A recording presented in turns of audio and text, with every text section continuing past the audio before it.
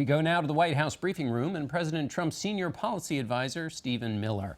Mr. Miller, I want to start with this North Korean test overnight. In 2013, Mr. Trump tweeted, "Where is the president? It is time for him to come on TV and show strength against the repeated threats from North Korea." Now that he's president, President Trump made a statement last night supporting Japan, standing behind Japan, but didn't mention North Korea. What in his statement is going to make North Korea step back from their course of action? Good to be with you this morning, John, and thank you for having me here today. So you saw the president following through on exactly what he said he would do. He went out last night in front of the TV cameras and stood shoulder to shoulder with the Prime Minister of Japan and sent a message to the whole world that we stand with our allies. But we're going to be sending another signal very soon, and that signal is when we begin a great rebuilding of the armed forces of the United States.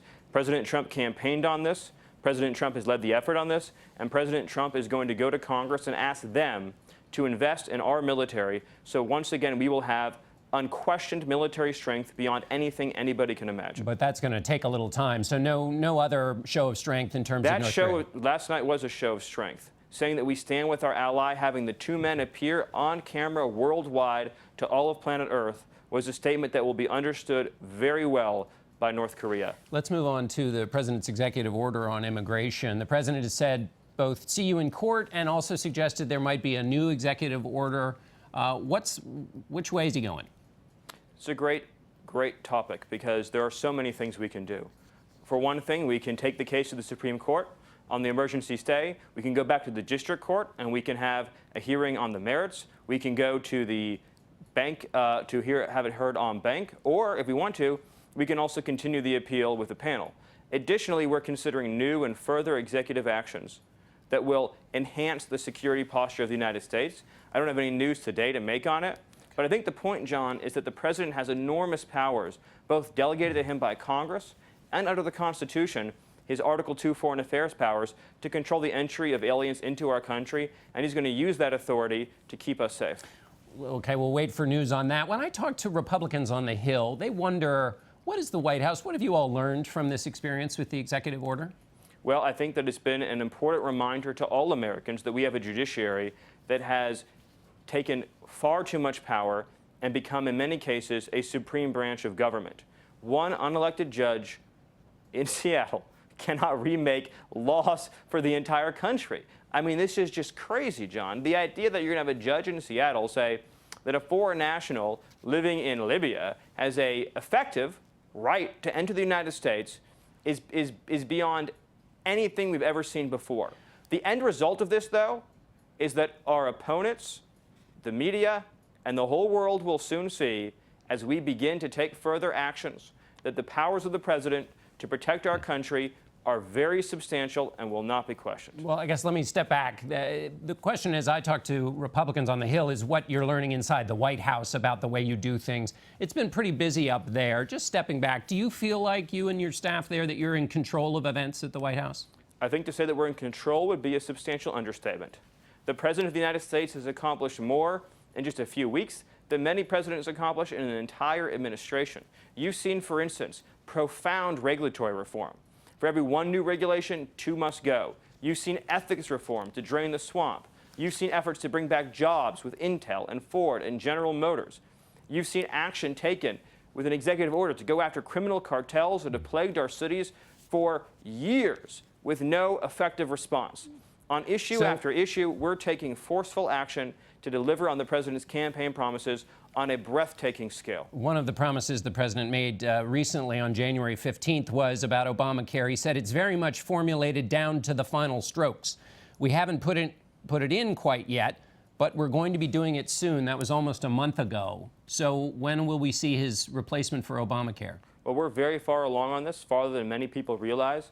But the president, as he has said many times, you don't always want to show all of your cards. Obviously, we're dealing with a situation where you have some people in the other party that are being obstructionists for its own sake, slowing down cabinet nominees that will inevitably be confirmed for no particular reason, even if it means jeopardizing national security or public safety. But we have a plan that we're putting into motion now. Some elements of it you're already familiar with. We campaigned on, talking about things like health savings accounts And we look forward to presenting more details to the American public very soon. Let me ask you about immigration raids that have taken place to bring in people who've broken the law and criminals. Also, in those raids, there's been some people whose only breaking of the law is being here illegally. When the president was asked about this recently in an interview, he said about those who are here illegally, and that's the only law they've broken, they shouldn't be very worried. I do have a big heart. We're going to take care of everybody. Where you have great people here that have done a good job, they should feel far less worried. That was in an interview with ABC. So should people feel less worried still?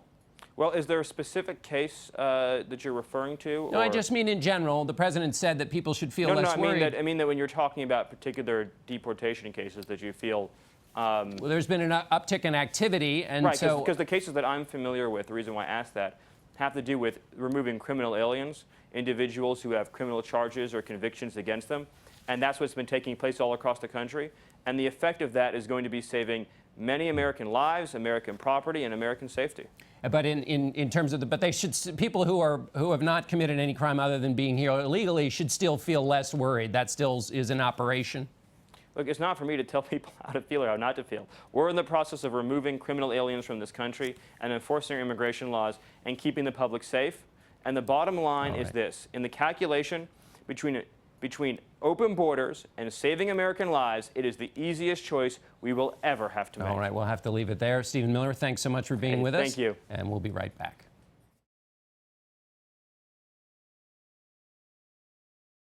Peter, let me start with you. Mr. Miller suggested everything's going fine, perfect. Not just that, it would be an understatement to say that this has been super productive. So give us your assessment of the way things now stand at the White House after this very busy several weeks. Well, things are under control if, in fact, what you want is chaos. And in that case, it's true. Look, we're talking about different realities here. And the reality for a lot of Americans who do support President Trump is that things are going well. He does want they do want him to take on illegal immigrants. They do want him to take on, the borders and in terrorism and so forth, and that they see an establishment standing against him that he needs to battle against. It's not enough to be polite. You have to go to war with them. But for the rest of Washington, including Republicans like Jeff Flake, who you had on earlier, this is a real problem, and they don't see a White House that seems to have its ship heading in a clear direction. Susan, we're used to getting spin on Sunday mornings, and so Stephen Miller was, in one sense, doing exactly what White Houses are supposed to do, talk about how well everything is going. But what I'm hearing on the Hill, and do you hear the same thing, which is they need to see some signal that they get it inside of the White House of where things have gone poorly and where they've gone well. Is that a risk for them if they're just saying everything's great, that they're not in touch with maybe some of the worries that their allies have? Well, we heard Steve Miller say to you that there have been more accomplishments by Trump in his first 3 weeks than some presidents in their entire tenure, which is quite an extraordinary comment. I think it is true that that President Trump has had a lot of activity in these first 3 weeks. But one thing we've seen happen, maybe just mostly in the last week, is he is now colliding with the constraints of his office. The presidency has a lot of power, but it is one with both constitutional constraints, like the oversight of the courts.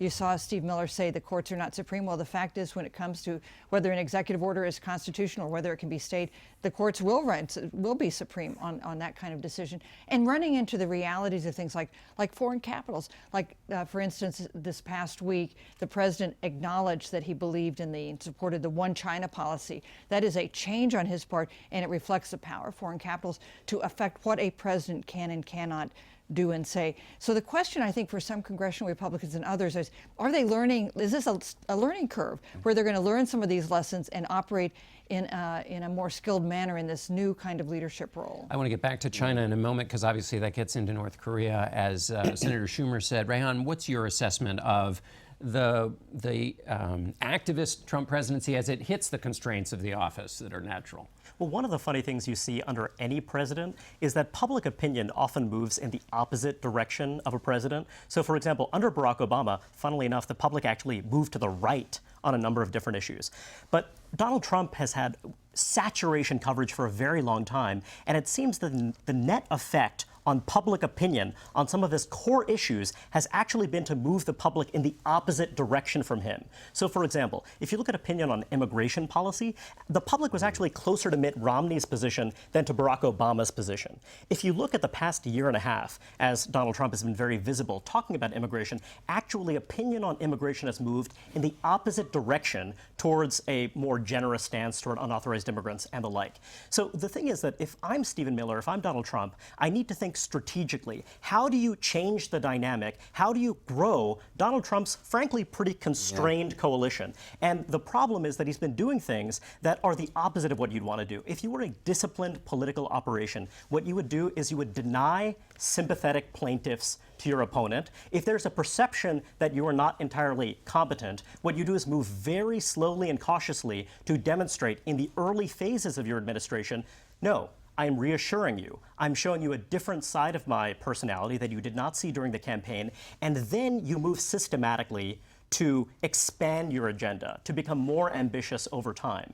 So Donald Trump has done the opposite of that, and that's going to be a problem if you believe in the kind of Trump-Miller agenda of doing something that is actually quite distinct from previous Republican presidents. Right. I mean, there's no question that the movement, since he's been in office, has been to accentuate what we saw in the campaign. I mean, when you look at the 2016 campaign, what it did was it accelerated, intensified all of the divides that had been building over the past 2 decades in American politics. The class divides, the racial divides, the generational divides, the geographic divide.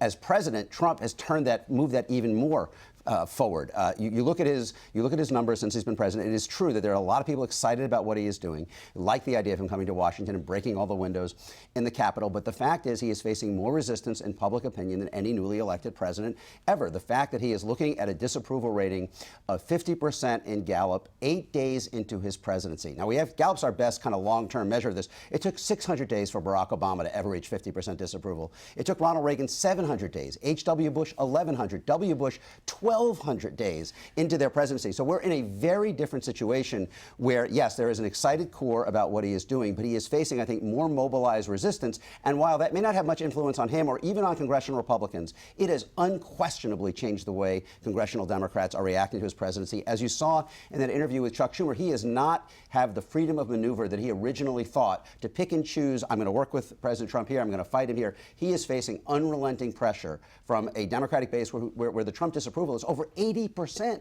Like, on hour one of his presidency, to have a much more kind of forceful resistance. And in fact, Donald Trump has done more to galvanize the opposition to him than he has to galvanize the support for him. Now, he still has a core support that is probably below the 46% level that he got in the election, but he has done enormous benefits and created some risk for Democrats in getting them united, and it ginned up so much so it makes it very hard for someone like Chuck Schumer, who at the point of the election, right after the election, was saying there are going to be areas in which we can cooperate with Trump and maybe create a wedge with congressional Republicans. You do not hear that kind of talk from Chuck Schumer. The Democrats will penalize, the Democratic base will penalize any Democrat for normalizing the word they use, Donald Trump. Reihan, what's your sense of what the president's going to do on the executive order? We don't know. All options are open. But what's the wise course in your view? Well, the difficult thing is that a lot of the real challenge is relating to green card holders. The executive order that's being fought over right now didn't actually make it clear that green card holders are not part of this. And if you have another executive action that explicitly takes them out of it, then you could have a smoother ride in the courts. As to what's the wisest course of action, I do think that starting anew would be the best way to go, because even if you go to the Supreme Court, as long as you have 8 Supreme Court justices, you have a 4-4 tie, let's say, it just gets kicked back to the circuit court. So I actually do believe that they're on pretty strong ground. The problem is, do you just evaluate this executive order within the 4 corners of the executive order itself, or do you take into account statements made by various political advisors, people like Rudy Giuliani and what have you, to say that the intent of this was something entirely different? And that's really up to the courts. So my sense is that starting afresh and also having a larger messaging around it that shows that this is cabined and limited and specific would be very helpful. Well, that goes back to that question of having a strategic approach. Peter, let me ask you a question about National Security Advisor Michael Flynn. Explain what's happened with him and his negotiations or not negotiations with the Russian ambassador before the election. Right. Well, it's rather extraordinary. Before the inauguration. Before the inauguration, when they were not yet in power, Michael Flynn, who of course is now the National Security Advisor, had conversation with Sergei Kislyak, the Russian ambassador. And the question is, did they talk about sanctions? And Michael Flynn initially said, no, we didn't talk about that. But now we've seen reports, the Washington Post reported that he did. And Michael Flynn has now backed off saying, well, it doesn't really remember necessarily. That's not what he recalls. The important part is he told Vice President Mike Pence that. And Mike Pence went out and basically defended him, and now is on Face the Nation of all places. Of all places, sitting sort of right over there. Yeah, exactly. And so he's now left hanging out there. And we've seen this in the past with past administration. Remember when Scott McClellan defended Karl Rove in the CIA leak case based on what Karl Rove told him? That was a permanent fissure within that White House over that moment. And so now the question is, can Michael Flynn survive? Does he have the credibility and the trust of the President of the United States and the Vice President of the United States? And we're hearing a lot of talk this weekend about his sort of precarious position. You know, this is significant in and of itself, obviously, to the future of the National Security Advisor. But I think it's also significant in that it clearly signals that the broader investigation into contacts between the Trump administration, Trump campaign, and Russian sources is ongoing. I mean, maybe the most important number in Greg Miller's story that revealed this last week in the Washington Post was nine current and former intelligence officials confirming this account. And this contact took place and discussion about sanctions. You know, and there have been reports now this week by CNN and I believe CBS as well that some aspects of the dossier, not necessarily the most explosive aspects of the dossier assembled on candidate Trump, have been verified by U.S. intelligence. So all of that sort of suggests that while all of these other explosions are going on in the foreground and all of these debates, in the background, this investigation is kind of marching on, and there are people engaged in the investigation who want to have parts of it out in the public, perhaps out of fear that it will be shut down. All right, we're going to have to take a short break there, but we've got a lot more to talk about, and so we'll be back. Stay with us.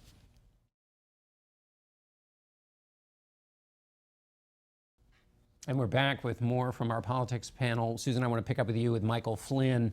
The challenge for him because of the key role he plays in dictating foreign policy for President Trump. Yeah, no question. And one problem with his defense on the issue of whether he discussed sanctions with the Russian official is that even his defense is not much of a defense. Either he talked about it and lied about it, or he doesn't remember talking about it, which is also, I think, not the actual strongest defense you could make. In addition, there were questions raised about his role as National Security Advisor last night when Donald Trump came out with the Japanese Prime Minister to talk about North Korea and then didn't say the words North Korea. All he said was, we stand 100% behind our friends in Japan. That is one role of a national security advisor, to be sure to give the president the words he needs to say in a crucial situation like that. That's right. Usually they condemn the North Koreans. Right. Or at least say the words North Korea. From there, Peter, did you see, just to add on to whatever you were about to say, Senator Schumer talked about China. Yeah. And this week, the president reaffirmed the one China policy, a bit of a climb down from the signals being sent early in the administration that they were going to talk about Taiwan or be a little bit tougher on China. What did you make of that? Is there a North Korean connection there, or? Well, there is, and I think, look, you're seeing a rather striking set of developments in the last week or so in which he is kind of tempering his foreign policy. He isn't being bellicose. You would have expected tweets this morning about North Korea, how I will stop them, you're on notice. We didn't see that.